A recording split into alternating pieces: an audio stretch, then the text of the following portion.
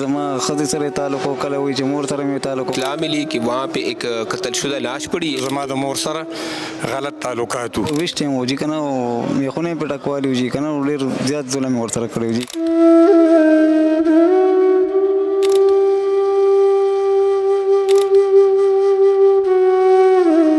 2016 کو ہمارے پاس ایک مرڈر کا وقوع ہوا تھا. ډیر دراک موټي ور کړی وږي الیکٹریشین کو بلا کر اس کا قتل کیا ہے. ورا کتاب شو لختي کې لړ کړو اول پچاړو والو دا غي نرسته بیا په ټوپک باندې مو وشتلو. مړ نشته دی جړه شته کنه جی ملزم به کوشش کو چې 500 ته ورسو. بسم اللہ الرحمن الرحیم. میں ہوں احسن اوان. ناظرین ہماری آج کی کہانی انسانی رشتوں کی، الزام کی، شک کی اور پھر انتقام کی ہے. جی ہاں، میں بات کر رہا ہوں بانا مانی کے علاقے میں 16 سال قبل پیش آنے والے افسوسناک واقعے کی، جس میں قاتل نے ماں اور والدہ کے ساتھ تعلقات کی بنیاد پر جوان سال الیکٹریشین کو قتل کیا.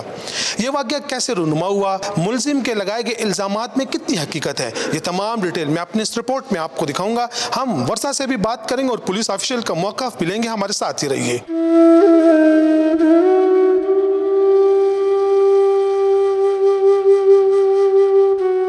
جی ناظرین، اس وقت ہمارے ساتھ مقتول عادل کے بھائی موجود ہیں. ان سے بات کرتے ہیں. اساس نوم دے عمر حیا جی. دا ملزم دا قتل څنګه شو، بیا دا ملزم دومره موده لږ چرته او لږ ټول ډیټیل راته وایي. یاره جی دا خو زموږ دکان و د بجلی جی او دا رور مې هغې کې ناست و او دا ورپسې راغی راشه زموږ بجلی خرابه ده که نه جی. دی ورسره لاړو جی چې لاړو بس غیب شو جی که نه. چې غیب شو موږ ورپسې ګرځېدو تمامه شپه ورپسې وګرځېدو خو پته یې نه لګېده که نه جی. بیا چې کوم دی سار خلکو موږ ته ویل چې راشي دغلته لښتې دی هغې کې پروت دی که نه جی. وره کې تاو شوی و لښتي کې لړه کړی و که نه جی. ویش ټایم و که نه؟ ویش ټایم و جي که نه میخونه یې پټه کوالي و جي که نه ډېر زیات ظلم یې ورسره کړی و جي. څنګه میخونه لکه ډېر دردناک موت یې ورکړی؟ ډېر دردناک موت یې ورکړی و جي وله که نه. نو هغه بیا موږ هلته نه روچت کو راوستو جي رومړو چې رومړو جي هغې نه پس بیا موږ اف آی آر وکړو نامعلومه کې جي که نه جي.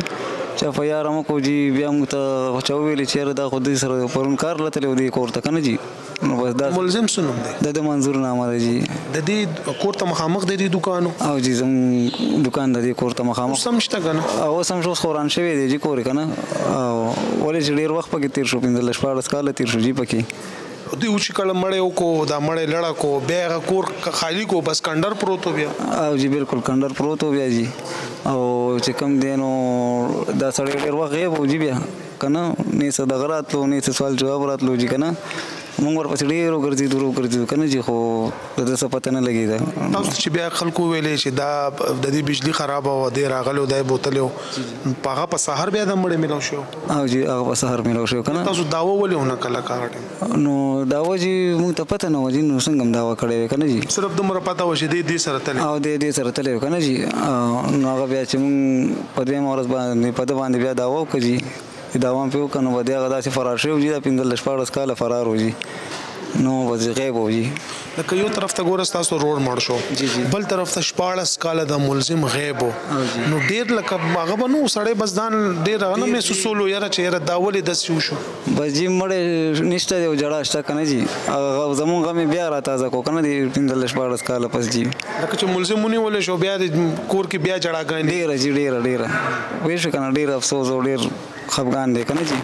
اوس وکړو جي نو بس خو والله دې پولیس سره خو کې جي دې موږ سره ډېر کمپرومیز وکړو جي. ډېر زیات او ډېره منډه را سره وواله جي. دا راته ووایه وجه څه ښیي؟ ملزم څه ویلی چې یاره دا ولې ما وجلی دی عادل؟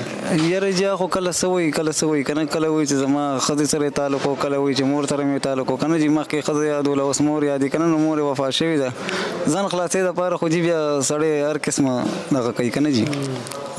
لکه پهله یې ویل چې دې زما ښځې سره تعلق دی، اوس چې مور یې مړه ده نو اوس وایي چې زما مور سره یې تعلق دی. اوس وایي مور سره مې تعلق. داسې عجیبه انسان نه دی لکه. یاره جي بس څه ووایو که نه.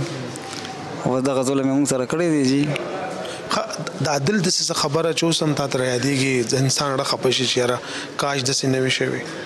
یاره جي بس هر قسمه خبرې وي که نه جي. ورور خو دی که نه جي.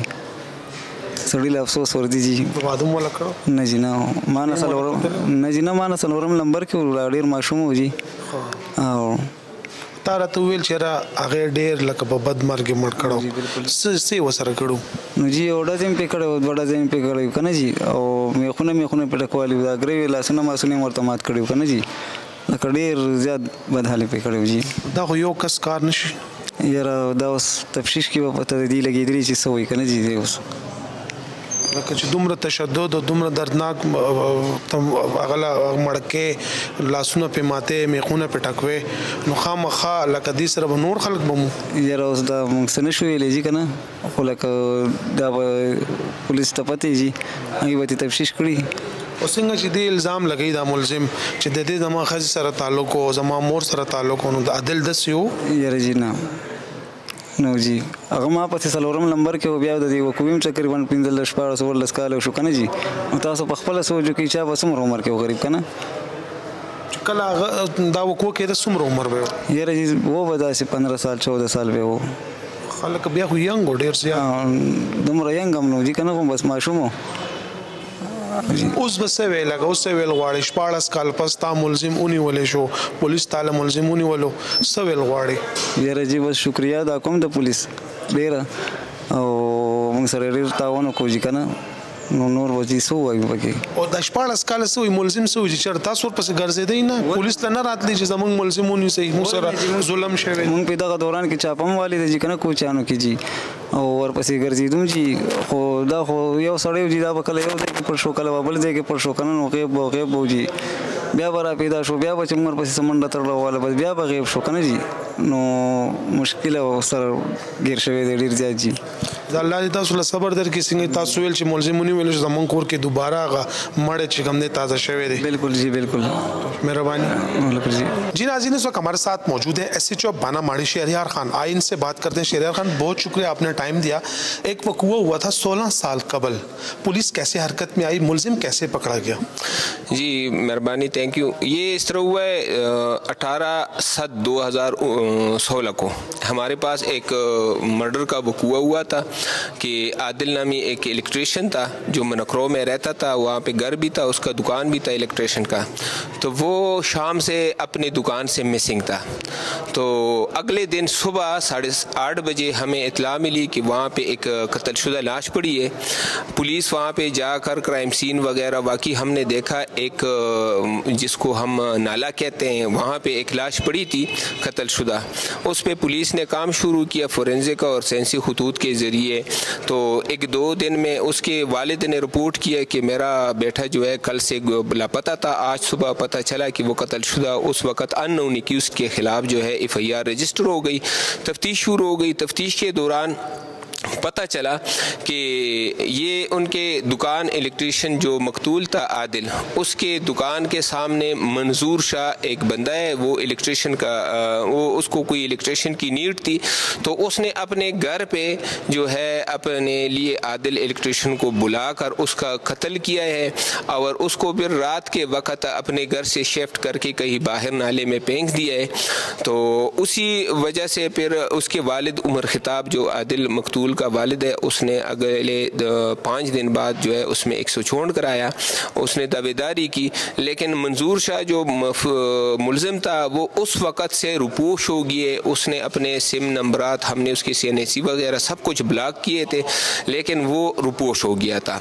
اس دوران جب 16 سال گزر گئے 16 سال گزرنے کے بعد جو ہے مجھے کچھ اطلاع ملی کہ آپ کا ایک مفرور ہے اور وہ اکثر ادھر آتا رہتا ہے. پھر میں نے یہاں پہ کیس نکالا.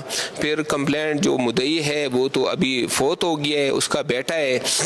ان کے ساتھ میرے رابطے شروع ہوئے. تو اس سے میں نے کیس کی دوبارہ ان کو دیکھا اس کو اسٹڈی کیا ہے. تو پھر انفارمر نے جو انفارمیشن دی تھی کہ یہ اکثر اوقات ادھر چوری چھپے آتا بھی ہے. پھر ہم نے ان کو 18 تاریخ کو یہاں پہ سول کوارٹر میں دوران ٹریولنگ میں نے اس کو پکڑ لیا.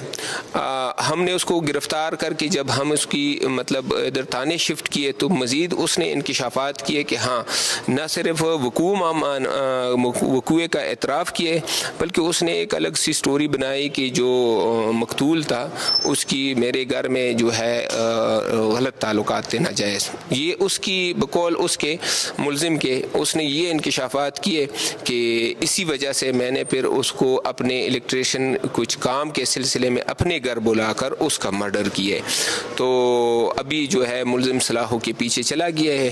مزید جو ہے انشاءاللہ انشاءاللہ تفتیشی ہمارے ساتھ جو ہے وہ انویسٹیگیٹ کر رہے ہیں کیس کو, مختلف ذریعے سے ان کو ہر ایک اینگل سے انویسٹیگیٹ کر. یہ بتائیں, چونکہ یہ قتل جب ہوا تو مدعی جو تھا مقتول کا والد تھا, اب وہ مدعی جو تھا وہ فوت ہو چکا ہے, اب سٹیٹس کیا ہے اس کیس کا, کیا سٹیٹس ہوگا, قانونی حیثیت کیا ہوگی کہ اس کی جگہ اس کا بھائی یہ کیس لڑ سکے گا؟ ہاں ڈیفینیٹلی وہ لڑ بھی رہے, وہ دو بھائی ہے, ایک بڑا ہے ایک چھوٹا بھائی ہے, دونوں اس کیس کو پرسو کر رہے ہیں.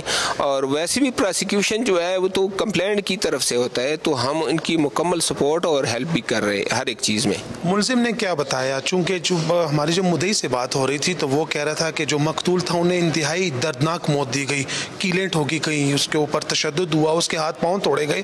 تو یہ ایک بندے کا کام تو نہیں ہو سکتا, کوئی اور شریک جرم ہے ان کے ساتھ؟ نہیں, فی الحال تو وہ اس نے کسی بندے کو اپنے ساتھ نہیں نامزد کیا ہے, یعنی کہ یہ نہیں بتایا کہ میرے ساتھ کون تھا یا کون نہیں تھا, یہ اس نے نہیں بتایا. اس نے یہ بتایا ضرور کہ مجھے مطلب میرا غصہ تھا اس پہ کہ اس کے میرے گھر میں کچھ غلط تعلق تھے, تو اسی وجہ سے اس پہ زیادہ تشدد کی گئی ہے. جیسے کہ آپ نے کہا کہ غلط تعلقات تھے, تعلقات کی بنیاد پر اس نے مقتول کو قتل کیا.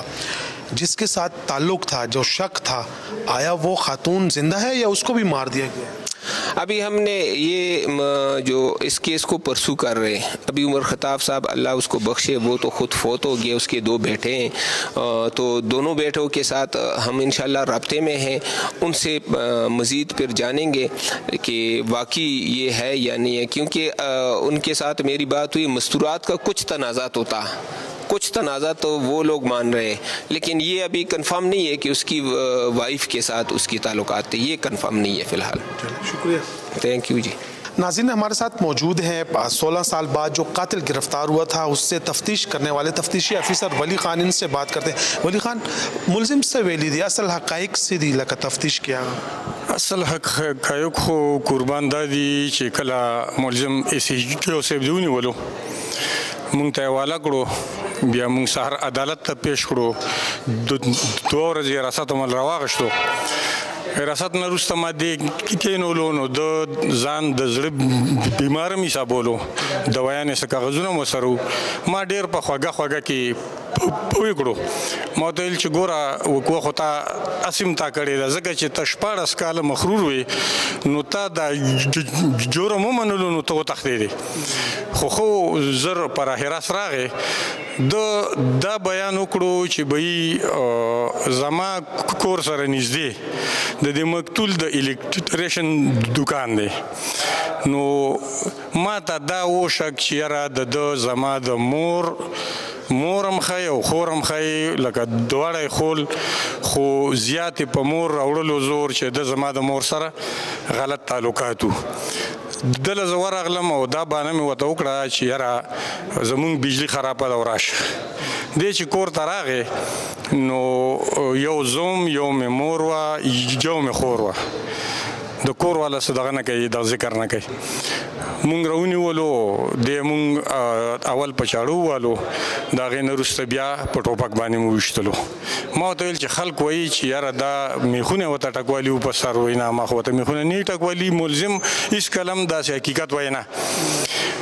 ما ورته ویل چې هغه ځای به راته وښیې چې دا تا کوم ځای کې وژلی وي, چې بالکل. نو د افسرانو نه مې اجازت واغشتو, روان هم کړلو, چونکې هلته نږدې ورسره مدعیان هم دي, په دې کار کې سم خطره راځي. دی مونږ روان کړو, نو د مونږ په خپل کور ودرولو, خو کور اوس نشته, مسمار دی, صرف یو دیوال یې ولاړ دی, باقي نه دیوالونه شته نه شی شته. 14 کالو کې هغه کور کنډر جوړ شو, کنډر شوی دی, خښتې ته ماشومانو خلکو وړي دي, سامانونه هم تللي دي, هر شی تللي دي, صرف یو دیوال ولاړ دی, خو نقشه شته, بنیاد شته. نو دی خپله کوټه کې ودرېدو, ویې ویل چې دغه ځای کې مونږ ووژلو او د هغې نه وروسته هم په څادر کې وتړلو. بیا چې په کومه لار باندې راوښکې وو, ما ازې په قدمونو کړو, نو 28 قدم یې دی, د کور په شا وړی دی. د کور په شا یو دغه بغټه والا ده, خانیجو ورته وایي, چې ما بیا په دې کې وغورځولو. نو دغه نقش مقام هم ترې وکړله, هغه ځای مې هم ترې نشاندهي وکړه چې کوم ځای کې دغه د غورځولی دی. بیا مې راوستو, دوباره مې ښه تفصیلي انټروګیټ کړو, خو دغه یو دغه د کوله خبره, مدعیان مې راوغوښتل, مدعیانو سره مې ملاقات تپوسات وکړو ما ورته ویل چې بھئی دی خو دا بیان کوي بس هغوی ویل چې صحیح ده دغه زموږ ورور یې وژلی اصل کې د دوی والد صاحب د یوه وفات شوی دی بیا مې سهار 154 عدالت له پیش کړو او د 154 پیش کېدو نه وروسته د عدالت په حکم موږ جیل کې داخل کړو نو بس اوس انشاءالله مدعیان نن هم راغوښتي وو ما ورته وویل چې زموږ د وسه څه کېږي ځکه چې دغه زیاتی سره شوی دی دا ماشوم هم د 14-15 کالو ښی نو چې زموږ د وسه څه کېږي په عدالتي کاروایۍ کې موږ به دنه وروسته کېږو نه ملزم به کوشش کوو چې پانسۍ ته ورسو دا راته ولی خان چې کوم دا ملزم ونیول شو دی چې کوم الزام لګی پهله په خور لګولو بیا په مور لګولو بیا په ښځه لګی اوس آیا پته ولګي د تفتیش کې چې اصل کیسه څه ده چا سره تعلق ولې چې وایي وینا دار چې هغه مور یې مړه شوې ده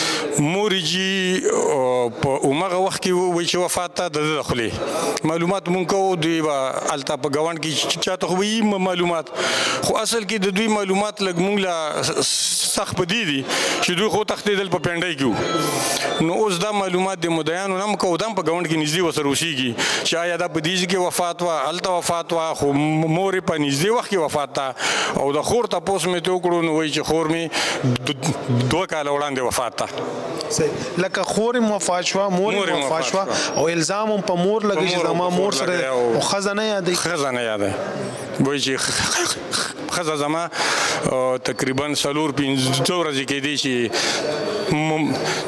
مور پلار کار تلی و په دې ورځو کې نه وه دا ملزم ځان بچ کولو لپاره څه داسې دا ټیکټس خو نه دي دی چې بس دا 2 کسان مړي دي او بس په دې الزام ولګوه په مړینې الزام لګول نه نو عقل خدا وایي چې کوشش خو کوي هر ملزم دا کوشش کوي چې زه په څه باندې ځان بچ کړم خو موږ په ګاونډ کې ستا نه د بل نه تپوسونه کړي دي نو لکه د مستوراتو تنازع هر سړی دا وایي چې یو څه لینډ دیڼو خو صفا موږ ته هېڅوک هم نه وایي چې مور یې وه او که خور یې وه خو دا دوه ښایي چې یا یې مور سره رابطه څه غلط تعلق و یا یې د خور سره و لکه د دې چې شناختي کارډ هم بلاک و پاسپورټ یې هم بلاک و نو 14 کاله به دې څنګه ټراولینګ کولو لکه پولیس نه نیولو لکه آوټ ځې لو ته به هم تلو نو دې څه وایي ملزم څه وایي چې دې بس څه لکه داسې هغه به طریقه کار به اپناولو ملزم باندې ما دا دغه وکړو سوال هغه ویل چې بس ډینډ پینډ د ګاډو کومه هېڅ چېرته زه نه یم تللی صرف داسې کله نه کله به دلته د علاقې له راغلم یار دوست رشته دار خامخا د هر سړي زه به راغلم او همغه دغه زور شناختي کارډ را سره و خو زما شناختي کارډ چا نه یې چک کړی ماښام ماسخوتن په تیاره کې به راغلم هر چا سره به مې چې څه کار و دغه به مې وکړه شپه به مې وکړه سهار به وختي بانګونو مالو وتلم ورکشاپ له به مې رسولو ځان مننه شکریہ ستاسو هم ډېره مننه چې تاسو خپل قیمتي وخت وښکلو او موږ له هم ټایم راکړلو او انشاءالله په دې ذریعه چې د عوامو ته مو لګي پته نو داسې بې ګناه قتلونه به نه کوي د سزا ورته ولګي پته اوس انشاءالله زموږ دا امید دی چې دی خو به انشاءالله دغه هم په ضمانت نه پرېږدي سپریم کورټ ځکه چې د 14 کاله مخرورتوب وکړو نو دا د منل چې یو زه ملزم یم نو د ملزمیت په خپله منلې موقع نشاندهي هم ترې وکړه بیانونه هم ورته واغشل د ګواهانو مې هم اخیستي دي نو چې دا حالت خلکو ګوري نو کیدای شي د دې په ذریعه لږ دوی کې عقل راشي چې دا قتل و غارت لږ راکم شي مہربانی ناظرین یہ حقیقت ہے کہ وقت کتنا ہی کیوں نہ گزر جائے جرم اور سچ نہیں چھپتا اگلے پروگرام تک اجازت دے اور دیکھتے رہیے جرم داستان